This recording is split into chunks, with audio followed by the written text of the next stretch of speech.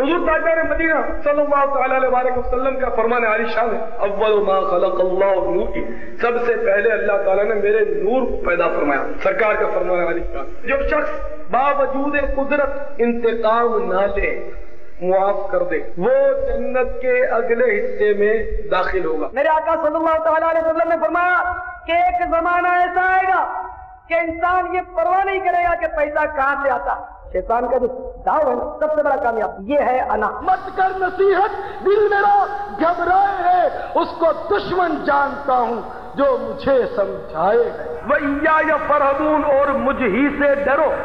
لیکن بدقسمتی سے ہم اللہ سے نہیں ڈرتے، باقی ہم ہر شے سے ڈرتے ہیں۔ خدا کے فضل سے ہم پر ہے سایہ غوث اعظم کا، ہمیں دونوں جہاں میں ہے سہارا غوث اعظم کا۔ دیکھیے امیر اہل سنت کا سنت بھرا بیان بروز بدھ مدینہ منورہ میں رات 7:30 بجے اور پاکستان میں رات 9:30 بجے مدنی چینل پر۔ صلو علی الحبیب صلی اللہ تعالی علی محمد۔ مجھے اپنی اور ساری دنیا کے لوگوں کی اصلاح کی کوشش کرنی ہے انشاءاللہ عز و جل۔